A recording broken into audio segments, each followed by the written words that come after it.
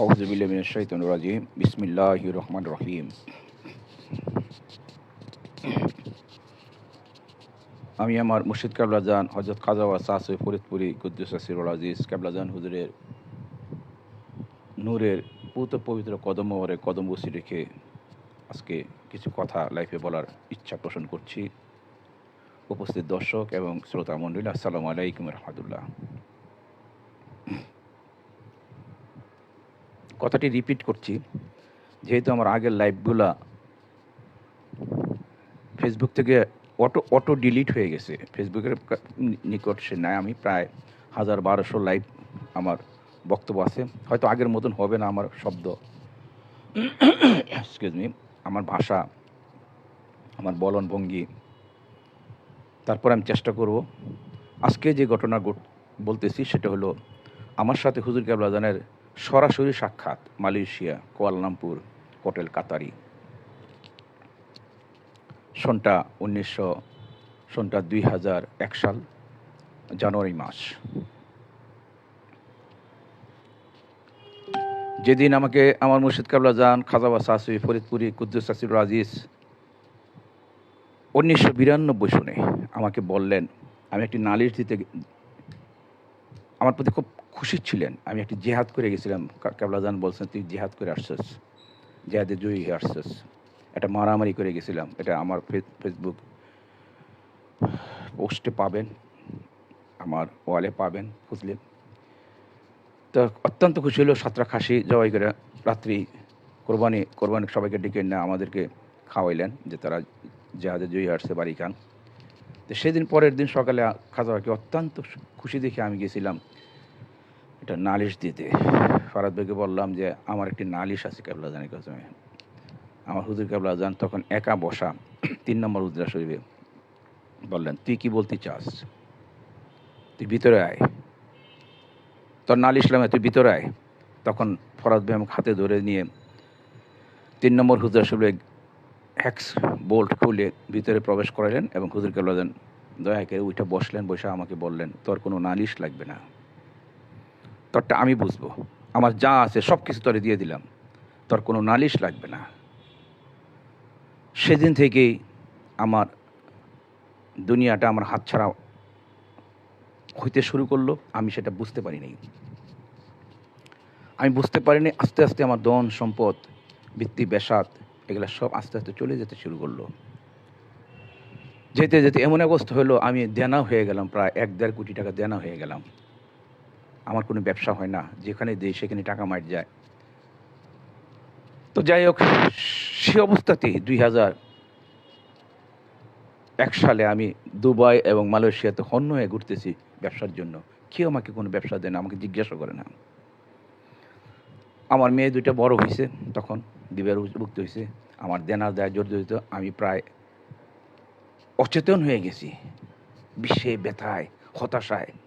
আমার হুজুর কেবলাজানের কথা কি বলছে না বলছে এগুলো আমি কোনো মেমোরিতে রাখি নেই, কারণ আমার এই লাইনে যাওয়ার কোনো ইচ্ছেই ছিল না। আমার দরবার শরীরে যাওয়ার ইচ্ছা ছিল, আমি প্রতিষ্ঠিত হব, আমি বিরাট বড় প্রভাবশালী লোক হব, আমার ধন সম্পদ হবে, ঢাকা শহরে 8-10টা বাড়ি থাকবে, আমাকে মানুষ চিনবে।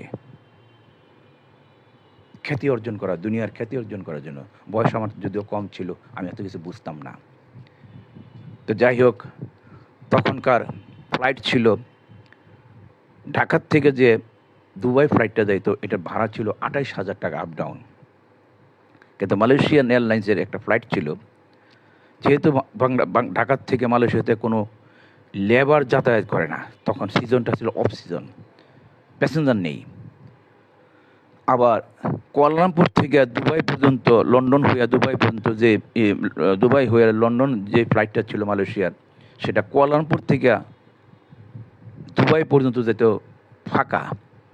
আর ঢাকার থেকে মালয়েশিয়ান ফ্লাইটটা কুয়ালালামপুর যেত ফাঁকা, প্যাসেঞ্জার নাই। তো তারা রুটটা চেঞ্জ করে বাংলাদেশে একটা অফার দিল, বাংলাদেশের জন্য যারা দুবাই যাবে তাদের আন্ডারকাট ফেয়ার করে দিল। আন্ডারকাট ফেয়ার মানে 23,000 টাকায় কুয়ালালামপুর। এর মাঝে 2 দিন হল্টেজ আছে, 1 দিন বা 2 দিন হল্টেজ থাকবো। কুয়ালালামপুর এয়ারপোর্টের পাশে ছোটো হোটেল আছে, সেই হোটেলও রাখবে, থাকা এবং খাওয়া কেরিয়ার বহন করবে, দ্যাট ইজ এয়ারলাইন বহন করবে। তো আমি তাই করলাম যে আমার অগাধ সময়, ঠিক আছে, কল্যাণপুর গেলাম, আমার ব্যবসায়ীদের সাথে হাই হ্যালো করলাম, তারপর ওদিক থেকে চলে গেলাম। 2 দিন পরে আমি না হয় তার প্রোভাইডেড যে হোটেল ফ্রি, সেখানে নেয়াই থাকলাম। আমি আমার কল্যাণপুর সিটির ভিতরে চলে যেতাম, চলে গিয়ে ওইখানে একটা হোটেল, বাজেট হোটেলের মাঝে থাকতাম। হোটেলটার নাম ছিল কাতারি, পুরুরায়া ইন্টারচেঞ্জ, বাস ইন্টারচেঞ্জ, সেন্ট্রাল সিটি সেন্টারে যেটা আছে পুরুরায়া, সেটা কাতারি। এখানে 2টা হোটেল আছে, আরেকটা আছে বুকিত বিনতানের পরে দেখি আরেকটা আছে। আমি ছিলাম পুরুরায়া, জালান পুরুরায়া কাতারি হোটেলে, বাসের ইন্টারচেঞ্জ বাস যে আছে সেই পাশেই 11 তলা আমার রুমটা ছিল।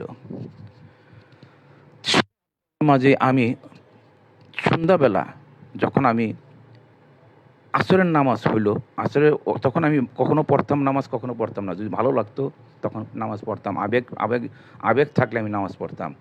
তা আমি নামাজটা পড়ে মসজিদ থেকে বেরিয়ে কেন্টাকি ফ্রাইড চিকেন থেকে কিছু খাবার খাইয়ে 5টার পর 6টার দিকে আমি হোটেলে উঠলাম আজানের আগে, মাগরিবে। রুমে ওইটা ভীষণ চিন্তা করতেছি, চিন্তা করতে করতে করতে করে মাগরিবের আজান হইল, আমি নামাজ পড়লাম। নামাজ পড়ে আমি ঘরে কিন্তু চিটকারি দেওয়া, আমি নামাজ পড়া একটু কাজ হইলাম আমার বিছনার মাঝে। ছোট রুম, 50 রিয়েলের 50 রিঙ্গিতের রুম, বুঝে নিত, ছোট একটা রুম, অ্যাটাচ বাথরুম যদিও। শুয়ে রয়েছি, হঠাৎ করে দেখলাম আমার দরজার ছিটকারিটা একটু নড়ে উঠলো, চিঙ্কের শব্দ হইল। শব্দ হওয়ার সাথে সাথে আমি দেখলাম আমার মুর্শিদ কাবলাজান খাজা বাবা শাহসুই ফরিদপুরি কুদ্দুস আসিফুল আজিজ কাবলাজান হুজুর সাদা লুঙ্গি না, সম্ভবত চুরি লুঙ্গি, সাদা পাঞ্জাবি, আর দরবার শরীফে যে পোশাকটা থাকে সে পোশাক পরে লম্বা কাইক দিয়ে আমার একদম 2-3 কাকে আমার খাটের সম্মুখে এসে আমাকে বলে, এই যে বাবা, আপনি কেন আবার ব্যবসার পিছিয়ে ঘুরতেছেন? আপনাকে রেখে আসছি আমি তাসাউফে। এটা জানুয়ারি মাসের তারিখটা আমার মনে নেই, কিন্তু আমি যে আমার পাসপোর্ট ঘাঁটি, হয়তো আমার ওই যে এক্সিট এন্ট্রি মালয়েশিয়ান ভিসা দেখে আমি বলতে পারবো তারিখটা, জানুয়ারি মাসে 2001 সালের। আমি যেহেতু কমেন্ট হয়েছি, একটা কথা আপনাদের বলে দিই, পীর কাবলাজান তখন সশরীরে কারোর সাথে দেখা করে, মুর্শিদ কাবলাজান, তখন কিন্তু তার যে স্বাভাবিক চৈতন্যবোধ, তার যে স্বাভাবিক বুদ্ধি বিবেচনা, এগুলো কিন্তু লুপ করে ফেলায় আপনাকে। ওই যে বলে কন্তব্য বিমূর যে অবস্থা হয় একটা মানুষের। কাবলাজান যখন নাকি, আপনারা যারা কাবলাজানের সাথে সাক্ষাৎ পাইছেন দেশে, আমি জানি আমার বহু জাকের ভাই জাপানে সাক্ষাৎ পাইছে, রোমানিয়াতে সাক্ষাৎ পাইছে, আফ্রিকাতে সাক্ষাৎ পাইছে, বিভিন্ন দেশে কাবলাজানের সাথে সরাসরি সাক্ষাৎ হয়েছে। এগুলো কিন্তু মোরাকাবা মুশাহাদা না, এটা স্বপ্ন না, সরাসরি সাক্ষাৎ করছেন। তো আমি কামারটাসিতে চলে গেছি, আমার হিতায়ত জ্ঞান না, আমি হাঁ করে তাকাই রইলাম, কোথায় এলো, কেমনে আসলো হুজুর কাবলা, তো দরবার শরীফে বাইরে না, মালয়েশিয়াতে কেমনে আসলো? তো এইখানে জিজ্ঞাসা করতে করতে কথাগুলি আমার উপরে চার্জ করে বললেন, আপনি আবার কেন ব্যবসার পিছিয়ে ঘুরতেছেন? আপনাকে রেখে আসছি আমি তাসাউফে। আমি জোর করে উঠলাম, ওইটা কাবলাজানের পাক কদমে এমনি করজোর নিবেদন, কাবলাজান আমি অনেক টাকা দেনা হয়ে গেছি,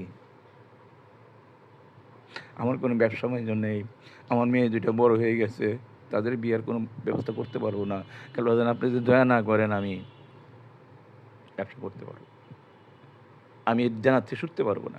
এইবারে আমি কান্নাকাটি করছি, করে হঠাৎ করে দেখলাম কোনো সারা শব্দ নাই। তখন আমি মাথা উঁচু করে দেখলাম কাবলাজান সেখানে নেই। বেশ অনেকক্ষণ কান্নাকাটি করছি, শুধু আছে কি রুমটার ভিতরে সেই বডি শপের ল্যাভেন্ডার যে অ্যারোমা, সেই গন্ধটা সারা রুমের মধ্যে মোমো করতেছে। কাবলাজান হুজুরের যে গন্ধটা আছে, গ্রানটা আছে, সেই গ্রানটা সারা রুমের মধ্যে মোমো করতেছে।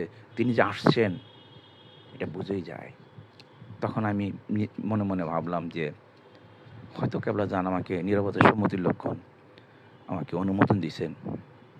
যাই হোক, তখন আমি ভাবলাম যে ব্যবসার অনুমতি হয়তো দিয়েছেন। যাই হোক, আমি আর তখন আমাকে তাসবে রেখে গেছে এই কথাটা কোনো গুরুত্ব আমি দেই নেই। কাবলাজানের আমি ব্যবসার দিকে মনোযোগ দিলাম। সেই বছরই আমার ৩ মাসে ১,২০,০০,০০০ না ৪০,০০,০০০ টাকা উপার্জন হইল। আমি দেনা দেনা কিছু দিলাম। হঠাৎ করে এক শয়তান এসে আবার বলল, "তো তুই আমার কাছে ৫০,০০০ $৫,০০,০০০ জমা দে। বাংলাদেশের টাকা ৫০,০০,০০০ টাকা মতন তুই আমার কাছে জমা দে। এই ৩-৪ মাস পরে ব্যবসা বাড়িব, আমি তোর দিতেছি।" ওই যে মাইর গেল টাকাটা আজ পর্যন্ত পাইনি, সে ৫০,০০,০০০ টাকা। আরেকজনে আসলো ২০০১ সালে। ২০০০ এর মাঝে আমি বহু চেষ্টা করছি, আমার ব্যবসা হয় না। ব্যবসা হয়, ওই খরচ ওঠে না। ২০০১ সালে পরে আমি একটা ব্যবসা করছি। আমি আমি আপ ডাউন ৪-৫ বার আপ ডাউন করছি মালয়েশিয়াতে। সেই খরচাটাই শুরু করছে আমার। আর বেশি আমি ব্যবসাটা পাই নাই। শুধু যা খরচ হয়েছে আমার হোটেলে এবং যাতায়াতে, ওই টাকাটাই আমি কভার করতে পারছি। এদিকে আমার মেয়ের জামাই কিন্তু তখন আমার উপর আশা করে অনেক দেনাপানা হয়ে গেলে যে আব্বা সবচেয়ে অনেক বড় বড় ব্যবসা করবে, অনেক বড় বড় কাজ দিবে। আমি সেটা পারিনি। যাই হোক, তারপরে আবারও আমি চেষ্টা করলাম, কিন্তু দেনা বাইরে গেল। প্রায় ১.৫-২ কোটি টাকা আবার দেনা হয়ে গেলাম। সেই দেনাটা আমি বিভিন্ন আমার দেশের বাড়ির সম্পদ বিক্রি করে, আমার পৈতৃক সম্পত্তি এবং অন্যান্যভাবে আমি এটা পরিশোধ করছি। জামাইয়ের কাছ থেকে নিয়েছি আমি টাকা, বড় মেয়ের জামাইয়ের কাছ থেকে। আমার আর ব্যবসা করে নাই। আমি এই যে কেবলাজান হুজুরের একটা হুকুম আমি ভাইলেট করছি, অনীহা করছি, অবজ্ঞা করছি। আজকে কিন্তু ২৫ বছর আমি সেই শাস্তিটা ভোগ করতেছি। আমার হাত থেকে সমস্ত কিছু চলে গেছে। ইভেন শুধু একটা কাপড় এবং লুঙ্গি শুধু আমার আছে সাথে, আর কিছুই নেই। যাই, এই কথাটা বলার জন্য, এটা একটা অলৌকিক ঘটনা। হয়তো নতুন যারা আছেন তারা ভয়েস পাবেন কথাটা শুনে।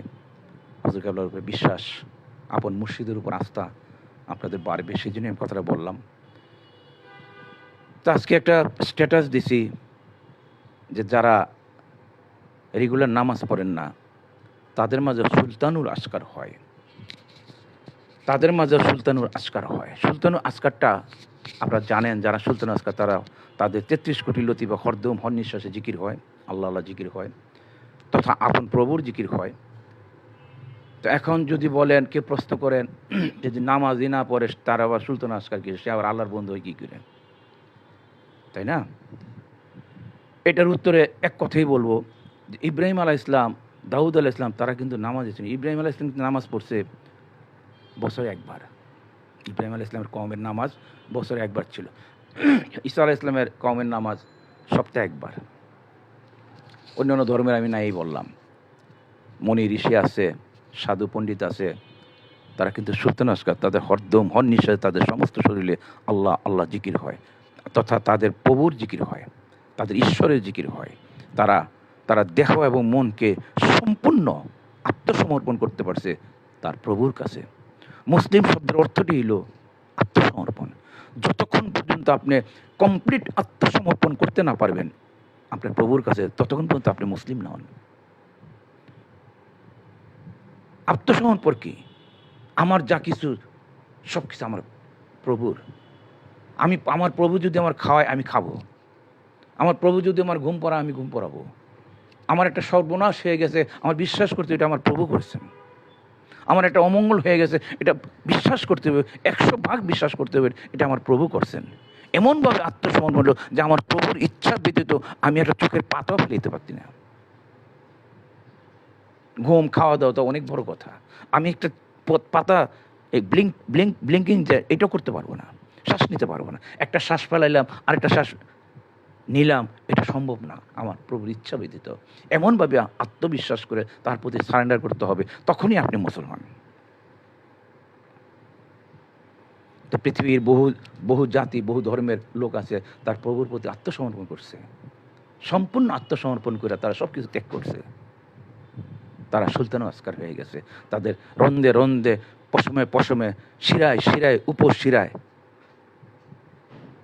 অণুতে অণুতে, পরমাণুতে পরমাণুতে শুধুই একমাত্র একটি জিকির, আল্লাহ আল্লাহ আল্লাহ আল্লাহ জিকির হয়। এই জিকিরটা যখন নাকি তারা মজমাতে বসে আত্মসমর্পণ করার পর যে জিকিরটা যখন ভিতর থেকে আসে, এই জিকির কার? আপনার যেই সমস্ত পশু পাখিগুলি ভিতরে আছে, অজগর, ঈগল, বাঘ, ভাল্লুক, এই যে আত্মাগুলি আপনার ভিতরে আছে। ভিতরে আসি বিধে অজগরের মতন আপনি চাপ দিতে পারেন মানুষকে। এই যে চাপটা, এই চাপটা কিন্তু অনেকে দিতে পারে না। কুকুর, ঘোড়া, গরু এরা কিন্তু চাপ জানে না। এই যে একটা মোর্চাদা ফালায়, চিপেদা ফালাই দেন, এটা অজগরের থেকে আসছে। যেহেতু অজগরের নামটা আপনার ভিতরে আছে, একটা থো মেরে নিয়ে যেতে পারেন, এটা ইগলের থেকে আসছে। ঠিক 33 কোটি যে প্রাণী আছে, জীব আছে, সেই জীব আত্মার থেকে 33 কোটি গুণাগুণে সমৃদ্ধ আপনারা মানুষ। যার জন্য সে আশরাফুল মখলুকাত, যার জন্য সে খলিফা। এবং সেই 33 কোটি আত্মা যখন সজাগ হয়, পবিত্র হয়, তখন তারা কিছু সংখ্যক আত্মা বা সকলে মিলে একটা সময় ঠিক করে, তখন আইসা তারা একসাথে এই আদম দেহের ভিতরে আল্লাহর জিকির আরম্ভ করে, এমন তরজোড়া আরম্ভ করে, এমন ফয়েজপ্রাপ্ত জিকির আরম্ভ করে, তখন আপনি বৈশা থাকতে পারবেন না। আপনি এমন আরম্ভ হয়ে যে ভূমিকম্প আরম্ভ হচ্ছে, অথবা 33 কোটি নৌকা একটা নদীর মাঝে হেইয়ো হেইয়ো করে বাজতেছে।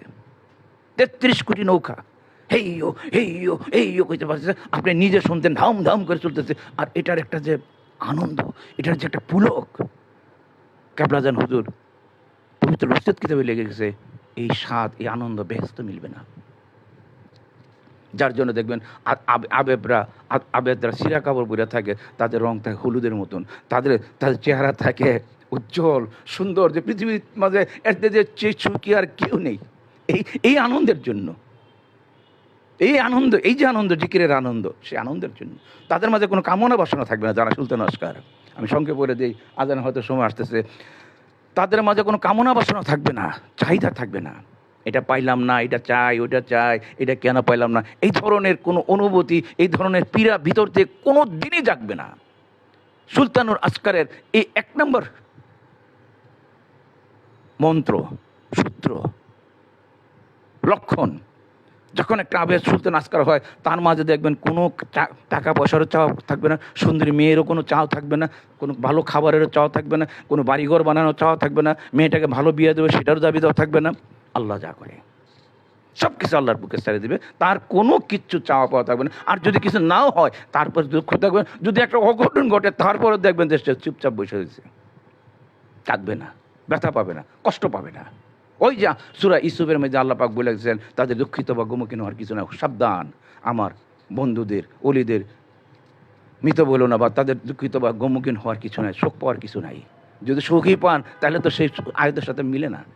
যদি আপনি কষ্টই পান, কোনো অমঙ্গলকর কাজ করা, দুনিয়ার কোনো জনসম্পদ আপনার হাত থেকে চলে গেছে, বাড়িঘর চলে গেছে, অথবা আপনার সন্তান মারা গেছে, অথবা স্ত্রী মারা গেছে, আপনি যদি ব্যথাই পান, দুঃখই পান, নিরানন্দ ভোগ করেন, তাহলে তো আপনি আল্লাহর বন্ধু নন।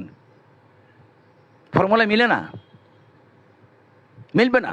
আর যাদের এটা মিলে না, তাদের শরীর যদি সমাজ সারা দিন 33 কোটি বছর 33 কোটি লতিবা দুপুর দুপুর করে, তারা সুলতান আসকার নয়।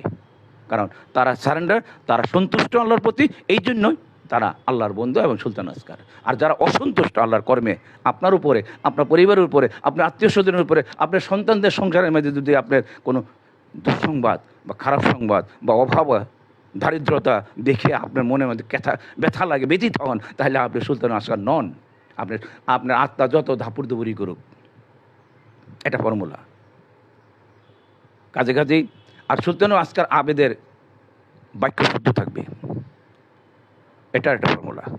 সে যা বলে তা হয়ে যাবে, আল্লাহ পাক সেটা কবুল করবে। সুলতান আসকার আবেদ কখনো কারো অনিষ্টতা করবে না, কল্পনাও করবে না, কারো ক্ষতি করার চিন্তাও করবে না, কারো দোষ ধরে কোনো কথা বলবে না। সুলতান আসকারের কোনো আবেদ, যাই বলা অনেক কিছু ছিল।